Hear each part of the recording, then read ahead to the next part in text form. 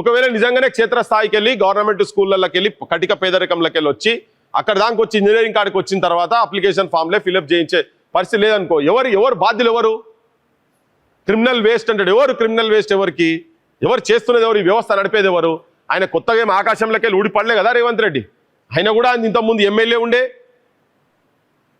ఆయన ఏ పార్టీలలో ఉన్నాడో ఆ పార్టీలు ప్రభుత్వాలు నడిపినాయి. ఇప్పుడు ఈయన చూడ 2.5 ఏళ్ళు అయింది కదా, మరి 2.5 ఏళ్ళల్లో నేను కనీసం అప్లికేషన్ ఫామ్లు ఫిల్అప్ చేసే స్థాయికి నేను తీసుకొచ్చినాను అనేది గర్వంగా చెప్పుకోగలగాలి కదా. 2.5 ఏళ్ళకి ఇప్పుడు వచ్చి ఇప్పుడు మాట్లాడుతున్నా అంటే వ్యవస్థ మొత్తం మనం చెప్పుడు కాదు, వ్యవస్థ ఎంత దరిద్రంగా ఉన్నదనేది ముఖ్యమంత్రి చెప్తున్నాడు కదా. సో మనం వచ్చింది ఏంటంటే దాని పరిష్కార మార్గాలు ఏంటి? అసలు ఈ సమావేశాలకు ఎందుకు ఆలోచన ఎందుకు వచ్చిందంటే ఆయన మొన్న ఎన్ రామ్ అని చెప్పి హిందూ పేపర్ ఎడిటర్తో కూర్చొని మాట్లాడే క్రమంలో తెలంగాణలో 23,000 బడులు బంద్ చేస్తున్నామని చెప్పని చాలా బహిరంగంగా చెప్పిండు ఆయన. 23,000 బడులు, అందులో ఆత్మకూరు బడి కూడా ఉండుంటుంది, మనకు తెలియదు. మీ బడి కూడా ఉండుంటుంది పోయే లిస్టులల్లో. గత ప్రభుత్వము బడులు బంద్ చేసింది అని చెప్పని దాదాపు 7,000 బడులు పోయిన గవర్నమెంట్లో బంద్ చేసిండు. బంద్ చేసిన దాన్ని ఈయన మేనిఫెస్టోలో కాంగ్రెస్ పార్టీ అధికారంలోకి వచ్చేటందుకు ఏం చెప్పారంటే మేము అధికారంలోకి రాగానే వెంటనే పనిచేసిన మూతబడిన బడులను వెంటనే తెరుస్తాము అని చెప్పిండు.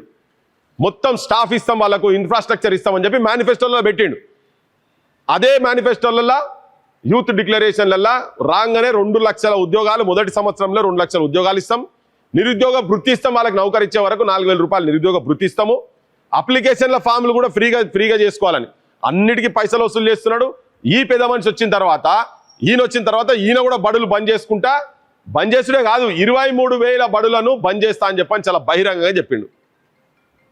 ఇంత జరుగుతుంటే ఇప్పుడు గుడి ఉండాలి బడి ఉండాలని అడుగు, గుడుల మీద కొద్దిగా జనాలకు ఎక్కువ మమకారం పెరిగింది. గుడులు ఉండని, గుడుల గురించి కాదు కానీ బడి కదా అసలు కావాల్సింది, బడి కూడా కదా.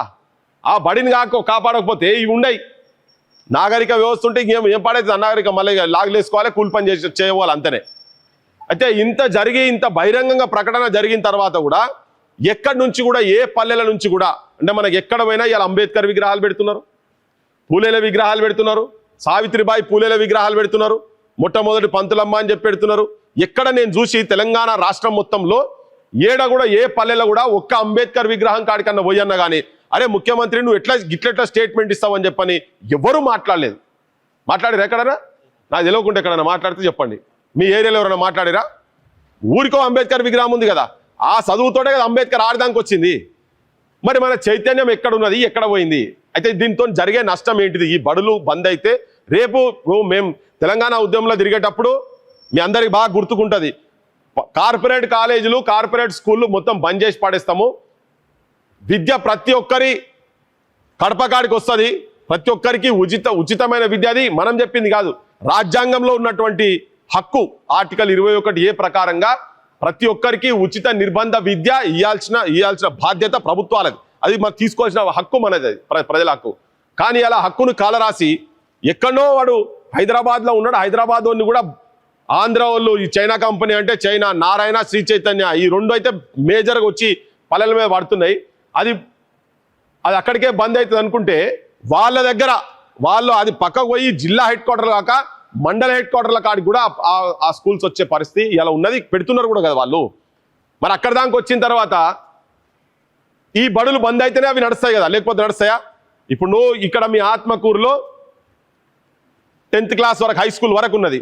హై స్కూల్కు 15 మంది టీచర్లు ఉండి, పీఈటీ ఉండి, గ్రౌండ్ మంచిగా ఉండి, సౌలతులు మంచిగా ఉండి, ఆట వస్తువులు కూడా కావచ్చు, అన్ని మంచిగా ఉండి, ఎవరికే టాలెంట్ ఉన్నదో టాలెంట్ ప్రకారంగా దానికి సంబంధించినటువంటి మ్యూజిక్ టీచర్ కావచ్చు ఇటువంటి కనుక పెడితే ఎవరైనా ప్రైవేట్ బడులకు పోతారా? ప్రైవేట్ బడులకు? అన్ని సౌలతులు ఇచ్చినాక బాత్రూములు మంచిగా ఉంటే ఎవరు పోరు? అటువంటి అంటే ఇప్పుడు ఏం చేస్తున్నారంటే గవర్నమెంట్ బడులల్లా ఇదో మొన్నటిదానికేమో ఇంగ్లీష్ మీడియం లేకుండే, ఇప్పుడు అక్కడక్కడ ఇంగ్లీష్ మీడియం వచ్చిన తర్వాత ఇప్పుడు అంటారు పిల్లలు లేకుంటే టీచర్ని ఆడికెళ్ళిస్తాం, బడులు బంద్ చేయకుంటే ఏం చేస్తామని. అసలు ఈ బడులు బంద్ చేసే స్థితికి ఎవరు తీసుకొచ్చారు అనేది ముఖ్యమైన ప్రశ్న. ఎందుకు అని అంతే కదా, ప్రభుత్వాలు కావాలని బై డిజైన్ ఇది ఒక వ్యూహాత్మకంగా సౌలతులు ఇవ్వలేదనుకో. ఇప్పుడు ఉన్న మాట చెప్తా, ఇప్పుడు ఉప సర్పంచ్ సాబ్ కావచ్చు, సర్పంచ్ సాబ్ కావచ్చు, ఇక్కడ ఉన్నోళ్ళు ఎవరున్నారు చదువుకున్న వాళ్ళు ఎవరైనా వాళ్ళ పిల్లలను చదువుకున్నోళ్ళు కాదు చదువుకోనోళ్ళైనా ఎవరైనా వాళ్ళ పిల్లలను ఎదిగిన ఆడబిడ్డలను బాత్రూమ్ లేని బడిలోకి పంపిస్తారా? పంపిస్తారా ఎవరైనా? 99% తెలంగాణలో ఆడబిడ్డలకు బాత్రూములు లేవు. ఈ భూమి మీద ఎక్కడ పోయినా కానీ ఆఫ్ఘనిస్తాను, పాకిస్తాను, అడ్డమైన దేశాలకు ఎక్కడ పోయినా కానీ ఇంత దరిద్రంగా మాత్రం భూమి మీద ఎక్కడ లేదు. నేను చూసిన కొన్ని వందల మంది పిల్లలు లైన్లో నిలబడి బాత్రూమ్ పోయేటందుకు.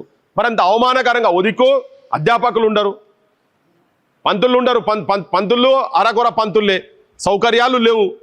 మరి వీళ్ళ మీద పర్యవేక్షణ చేసేటోళ్ళు ఎవడన్నా ఉన్నాడా అంటే 633 మండలాలు తెలంగాణలో ఉన్నటువంటి 633 మండలాలల్లా మొన్న ముఖ్యమంత్రికి ఇచ్చినప్పుడు 12 మంది ఎంఈఓలు ఇప్పుడు వీళ్ళని సూపర్వైజ్ చేయాలి కదా. ఈయన మంచిగా చేస్తుండా లేదా అని చెప్పడానికి ఎవరు గ్రామాలల్లా హెడ్ మాస్టర్లు బడులు చక్కగా నడుస్తలేవు అంటే దాని మీద పర్యవేక్షణ ఎవరు? మండల్ ఎడ్యుకేషన్ ఆఫీసర్ అని ఒక ఆఫీసర్ ఉంటారు, వాళ్ళ మీద డిస్ట్రిక్ట్ ఎడ్యుకేషన్ ఆఫీసర్ ఉంటారు. సరే దానిపైన సెక్రటేరియట్ అదంతా పెద్ద కథ ఉంటుంది. కానీ ఈ ఎంఈఓలే లేరు. ఎందుకు లేరు? కింద కూడా ఏం లేదు, పని లేదు, అపాయింట్మెంట్సే లేవు. వాళ్ళను అన్ని పర్యవేక్షణ జరగాలి కదా. ఒకటే ఏంటంటే ఇవాళ ఆత్మకూరు బడిలో ఇప్పుడు మనం ఇక్కడ కూర్చున్నప్పుడు టైం ఎంత అయింది? దాదాపు 2 అవుతుంది. ఈ 2 గంటలకు లెక్కల క్లాస్ ఉన్నదా, తెలుగు క్లాస్ ఉన్నదా, ఇంగ్లీష్ క్లాస్ ఉన్నదా, గణితం ఉన్నదా, సాంఘికం ఏమున్నదో, ఏ క్లాస్ నడుస్తుందో, సోషలా సైన్సా ఏది నడుస్తున్నది అనేది ఎక్కడో అమెరికాలో ఉండి ట్రంప్ గాని ఆఫీస్లో ఇట్లా కొడితే కూడా ఆత్మకూరుది డీటెయిల్స్ కొడితే బడిది ఇక్కడ లైవ్ కనిపించాలి, చూడాలి కదా. టెక్నాలజీ అంతా పెరిగింది కదా. అంటే ఏ బడిలో ఏ టైంలో ఏం క్లాసెస్ జరుగుతున్నాయి అనే దానికి ఇలా టెక్నాలజీ పెరిగింది కాబట్టి సెల్ ఫోన్లు నడుస్తున్నాయి కదా. సెల్ ఫోన్ ఎవరి చేతులలో ఉన్నా కానీ అంటే నీకు నాణ్యమైన విద్య అందుతుందా లేదా అని చూపించేటందుకు ఇలా టెక్నాలజీ పెరిగిన తర్వాత ఈ టెక్నాలజీని అన్ని పక్కకు పడేసి కేవలం పైసల గురించి ఎందుకు మరి కార్పొరేట్ బడులు ఎందుకు వస్తున్నాయి అని అంటే వాళ్ళ సౌకర్యాలు పెడతారు. దాంతోపాటు ఏంటంటే ఇంట్లో కింది లెవెల్లో ఉన్నటువంటి రాజకీయ నాయకులకు నేను వాటా ఉంటుందని నేను చెప్తలేను. కానీ పైన మాత్రం బరాబర్ ఈ కాలేజీలల్లో, ఈ స్కూళ్ళల్లో, కార్పొరేట్ కాలేజీలు, కార్పొరేట్ స్కూళ్ళల్లో పైనోళ్లకు, రాజకీయ వ్యవస్థకు, రాజకీయ నాయకులకు వాటాలు ఉన్నాయని చెప్పదలుచుకున్నాను నేను మీ అందరికీ. ఇప్పుడు మీరు హాస్పిటల్ గురించి చెప్పారు కదా. ఒక ముఖ్యమంత్రి స్థాయిలో ఉన్నటువంటి వ్యక్తి ముఖ్యమంత్రి పోయి ఒక హాస్పిటల్ ఇనాగ్రేషన్ చేసుకుంటా మాట్లాడి, మొన్న అపోలో హాస్పిటల్ ఇనాగ్రేట్ చేసుకుంటా మాట్లాడతాడు. నా టర్ము, నా కాలము, నేను ముఖ్యమంత్రి అయ్యే కాలం ఇంకా 2.5 సంవత్సరాలు ఉన్నది. ఈ 2.5 సంవత్సరాలల్లా మీరు 100 హాస్పిటల్ కట్టాలి, తెలంగాణలో 100 హాస్పిటల్ కట్టాలి. ఆ 100వ హాస్పిటల్ కూడా నేనే వచ్చి ఆవిష్కరణ చేయాలి, రిబ్బన్ కటింగ్ చేయాలని చెప్తున్నాడు ఆయన.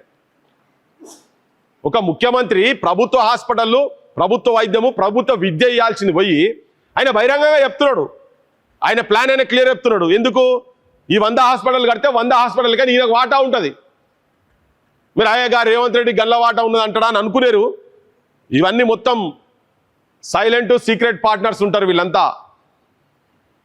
గవర్నమెంట్ వ్యవస్థను ప్రైవేట్ హాస్పిటల్ లేకుండా ప్రతి గడపకు, ప్రతి ఒక్కరికి, ఎవరికి ఏ రోగం వచ్చినా ఏం చేసినా మేమున్నాము, గవర్నమెంటే చూసుకుంటుంది అనేది పోయి ఇప్పుడు మేము మొన్న వెల్వర్తికి పోయినాం. మొన్న మా రామ్ వాళ్ళ అమ్మది సంవత్సరీకం ఉంటే పోయినాం.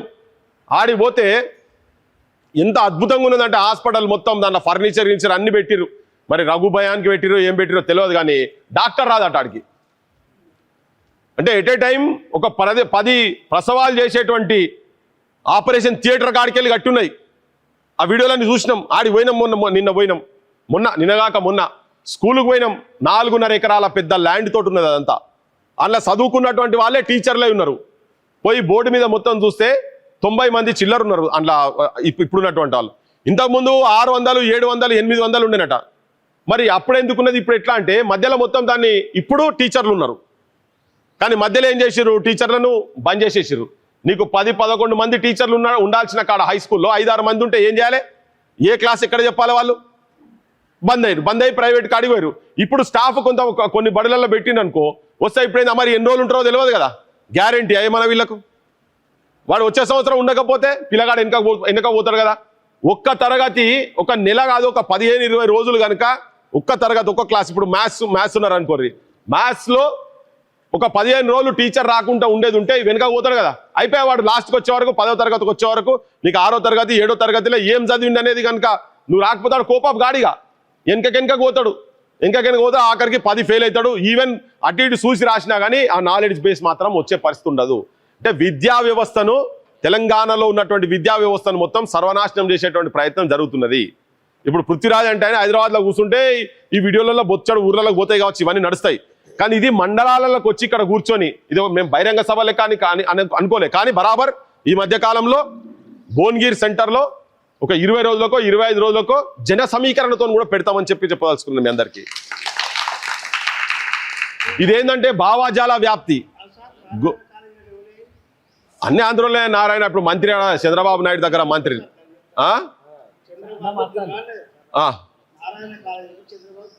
అవును అవును అవును. అరే అదే కదా మరి చెప్పేది ఎందుకు మరి. ఇప్పుడు కార్పొరేట్ కాలేజీలు ఎవరి అని చెప్పేటందుకే కదా. అది అంత మొత్తం ఆంధ్రలకు సంబంధించిన కాంట్రాక్టర్లు వాళ్ళే, వీళ్ళు వాళ్ళే, కాలేజీలు వాళ్ళే.